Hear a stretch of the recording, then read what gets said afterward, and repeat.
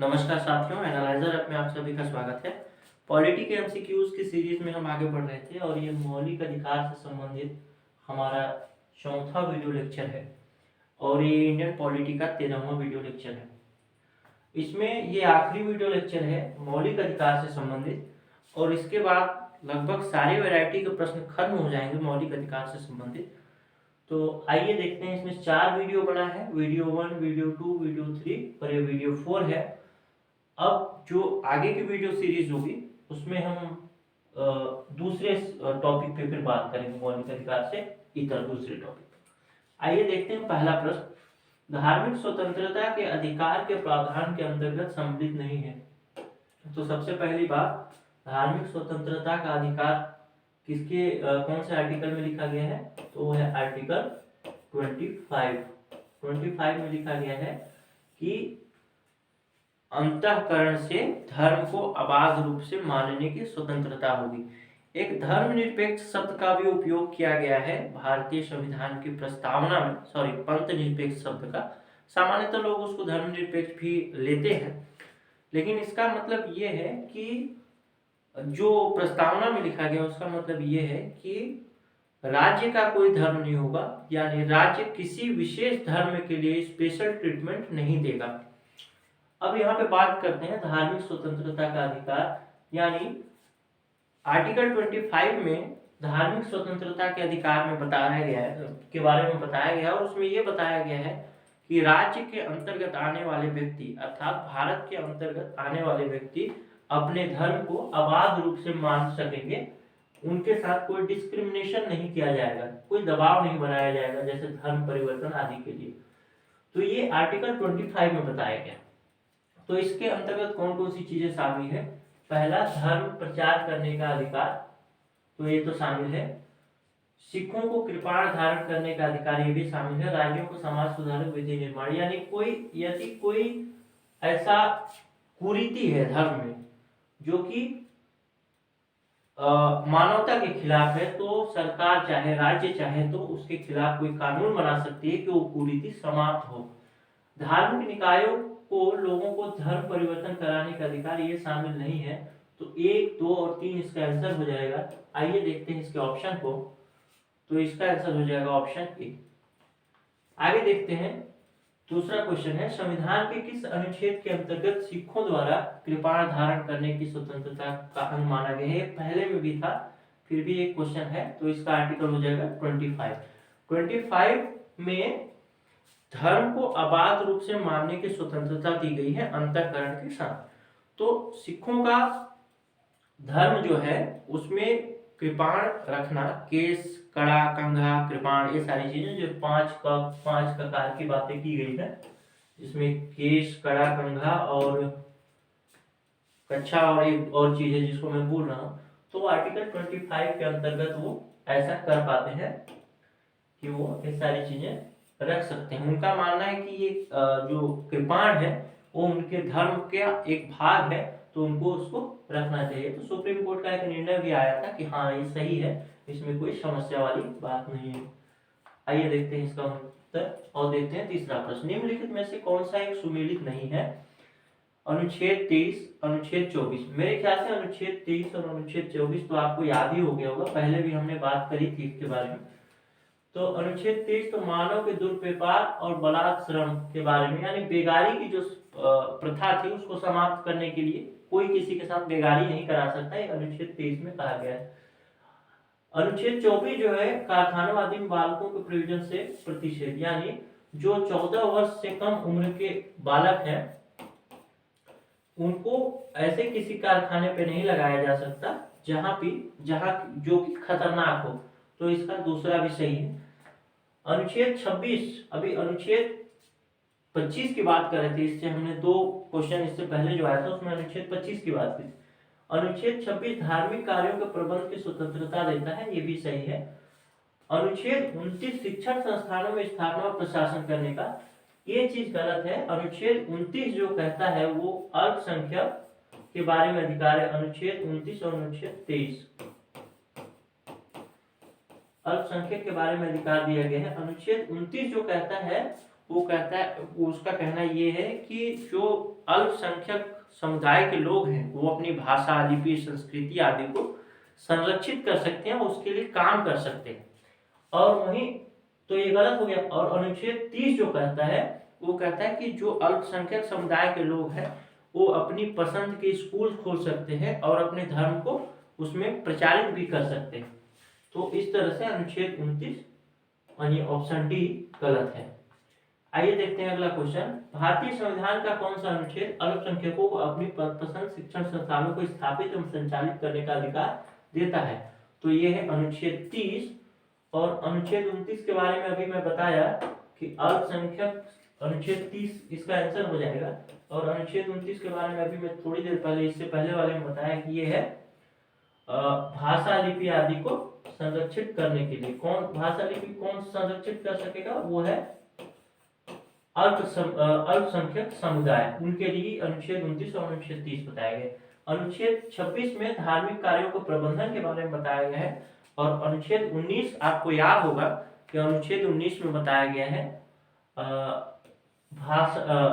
भाषण की आजादी, मतलब अभिव्यक्ति की स्वतंत्रता के बारे में अनुच्छेद 19 में बताया गया है। अनुच्छेद 26 में बताया गया धार्मिक कार्यों के प्रबंधन के बारे में। वही अनुच्छेद 29 में भाषा, लिपि आदि को संरक्षित कर सकेंगे अल्पसंख्यक समुदाय। और अनुच्छेद 30 का आंसर हो जाएगा ये कि शिक्षण, अपने मनपसंद शिक्षण संस्थानों को स्थापित कर सकेंगे। तो इसका उत्तर हो जाएगा अनुच्छेद 30। आइए देखते हैं अगला क्वेश्चन। नीचे दो कथन दिए गए हैं जिनमें एक को कथन ए तथा दूसरे को कारण आर कहा गया है। तो ऐसे प्रश्न सामान्यतः सीजीपीएससी में तो नहीं पूछते, लेकिन ये यूपीएससी का क्वेश्चन होगा। मैं पहले भी बता चुका हूँ कि ये सारे जो प्रश्न आ रहे हैं ये प्रीवियस ईयर में आए हुए क्वेश्चंस हैं, लेकिन उनको रिवाइज करना बहुत जरूरी है, क्योंकि कभी कभी इनके बीच से ही प्रश्न बन जाते हैं। और इतने प्रश्न प्रीवियस ईयर में आ चुके हैं कि अब नए प्रश्न बनने की संभावना भी धीरे धीरे खत्म होती जा रही है। खैर नए प्रश्न बनते हैं, ऐसी कोई बात नहीं है, लेकिन संभावना खत्म होती जा रही है। और कभी कभी पुराने प्रीवियस ईयर के क्वेश्चन, जैसे ये अनुच्छेद 30 के बारे में कभी पूछ दिया, ये दो भाग में है ये प्रश्न, लेकिन अनुच्छेद 30 के बारे में कभी पूछ दिया तो आपको जानकारी होनी चाहिए। तो आइए देखते हैं इसका क्या हो सकता है।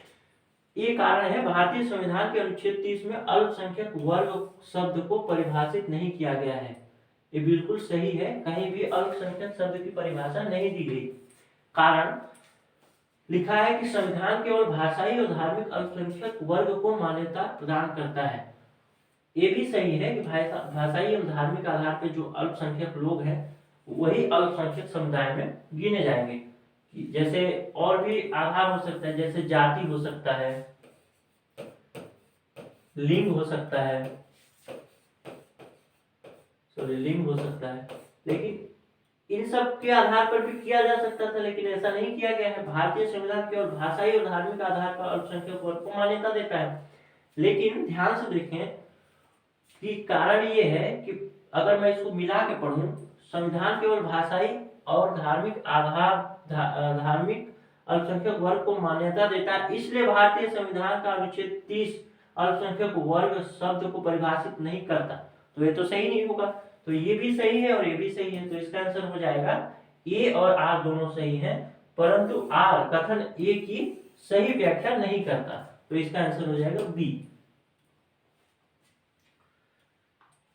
आइए देखते हैं छठवां क्वेश्चन। निम्नलिखित में से कौन सा अधिकार भारतीय संविधान के अनुच्छेद 32 के अंतर्गत परिवर्तित किए जा सकते हैं? तो ये है संवैधानिक उपचारों का अधिकार। आपको यदि आपके किसी मौलिक अधिकार का हनन होता है तो इस अधिकार के तहत अनुच्छेद 32 में अधिकार दिया गया है, इसके तहत आप सुप्रीम कोर्ट जा सकते हैं और सुप्रीम कोर्ट रीट के जरिए फिर सरकार से पूछेगी, लोगों से पूछेगी कि आखिर आपके आपका जो मौलिक अधिकार है वो आपसे क्यों छीना जा रहा है। तो ये है अनुच्छेद 32, ये भी एक तरह का मौलिक अधिकार है। आइए देखते हैं, यही प्रश्न है ये किस तरह का अधिकार है पूछा है, तो ये मौलिक अधिकार है, क्योंकि हमने पहले भी पढ़ा है अनुच्छेद 12 से लेकर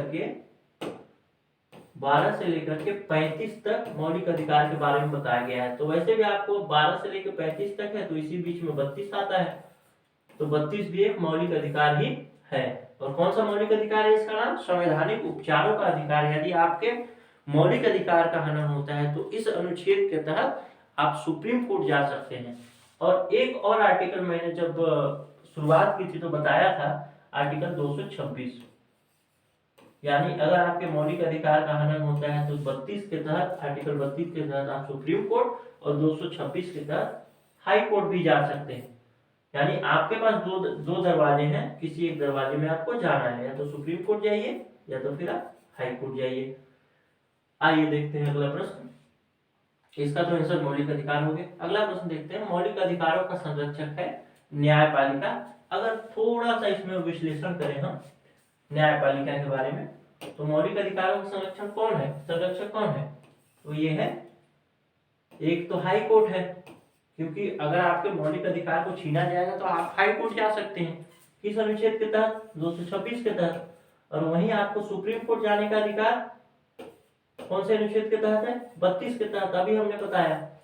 लेकिन अगर कभी आपसे पूछ दिया कि इसमें ऐसे विकल्प आ गया और उसमें एक उच्चतम न्यायालय और एक उच्च न्यायालय दोनों विकल्प है, तो आपको उच्चतम न्यायालय पे टिक लगाना है कि अंतिम संरक्षक वही है। अगर आप सुप्रीम कोर्ट चले जाते हैं लेकिन आपका निराकरण नहीं होता तो आपको फिर हाई कोर्ट जाने का अधिकार है अनुच्छेद 32 के तहत। और वैसे भी 226 के तहत जो अधिकार है वो एक कानूनी अधिकार है मौलिक अधिकारों को संरक्षित करने का, लेकिन अनुच्छेद 32 जो है वो है मौलिक अधिकार। और मौलिक अधिकार हमारे मूल संविधान के मूलभूत ढांचे का हिस्सा है। तो मौलिक अधिकार किसी भी हाल में संवैधानिक अधिकार से या फिर जो कानूनी अधिकार है उससे ऊपर है। तो अगर दोनों ऑप्शन आ जाता है, एक हाई कोर्ट एक सुप्रीम कोर्ट, तो आपको सुप्रीम कोर्ट ही लगाना चाहिए। आइए देखते हैं अगला प्रश्न।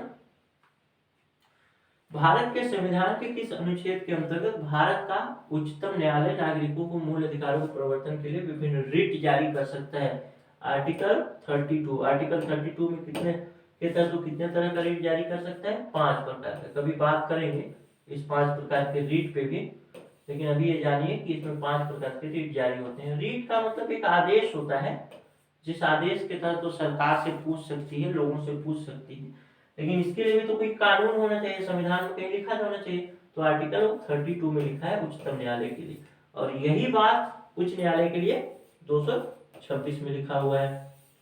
उच्च न्यायालय मतलब हाई कोर्ट के लिए, इसके लिए मतलब सुप्रीम कोर्ट के लिए। आइए देखते हैं, अनुच्छेद 32 इसका आंसर हो गया। आइए देखते हैं, किस वाद ने संसद को मौलिक अधिकारों के संशोधन में अधिकार दिया? तो यह है केशवानंद भारती। केशवानंद भारती का जो निर्णय आया था वो आया था आपको 1973 में,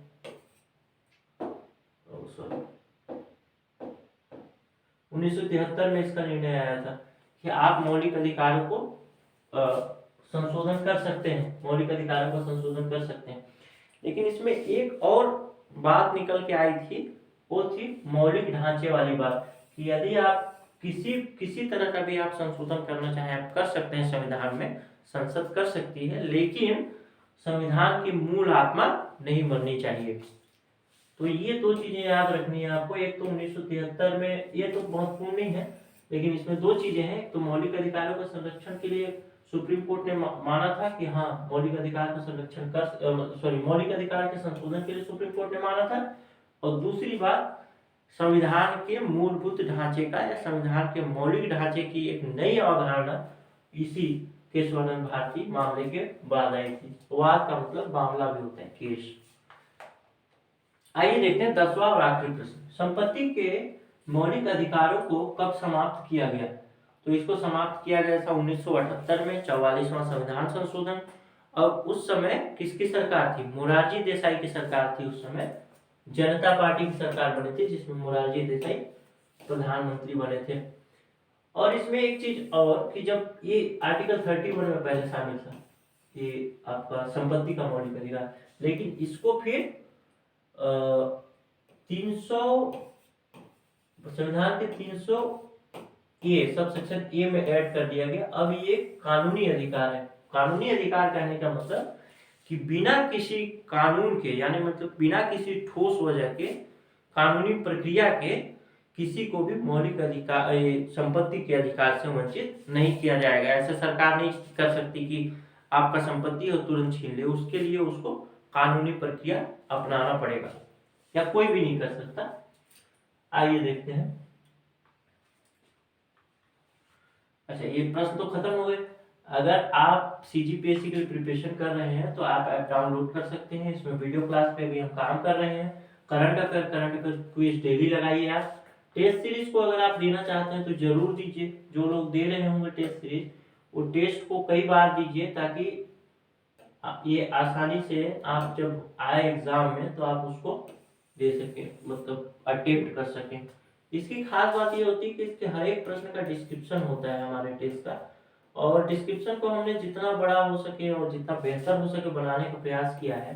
इसी के फलस्वरूप जो एग्जाम हुआ 2018-19 फरवरी, मतलब 2019 फरवरी में, उससे हमारे टेस्ट सीरीज से 32 से अधिक प्रश्न, और 2019-20 में यानी फरवरी 2020 में जो एग्जाम हुआ था उसमें 46 से अधिक प्रश्न पूछे गए थे। तो आप ऐप को डाउनलोड कर सकते हैं, टेस्ट सीरीज दे सकते हैं। ऐप को डाउनलोड करने के लिए आपको कुछ नहीं करना है, नीचे डिस्क्रिप्शन में लिंक दिया होगा, वहाँ क्लिक कीजिए और प्ले स्टोर में जाइए, डाउनलोड कीजिए। अगर आप सीधे प्ले स्टोर में सर्च करना चाहते हैं तो वहाँ पे आप एनालाइजर ऐप ऐसा लिखिएगा, ANALYZER ऐप, स्पेस देकर के CGPSC लिख दीजिएगा, ये लोगो आएगा, आप डाउनलोड कर लीजिएगा। और अगर आप इस वीडियो का यानी कंटेंट का PDF चाहते हैं तो नीचे टेलीग्राम का भी लिंक दिया हुआ है, उससे भी आप जुड़ करके इसका PDF पा सकते हैं। ओके, धन्यवाद।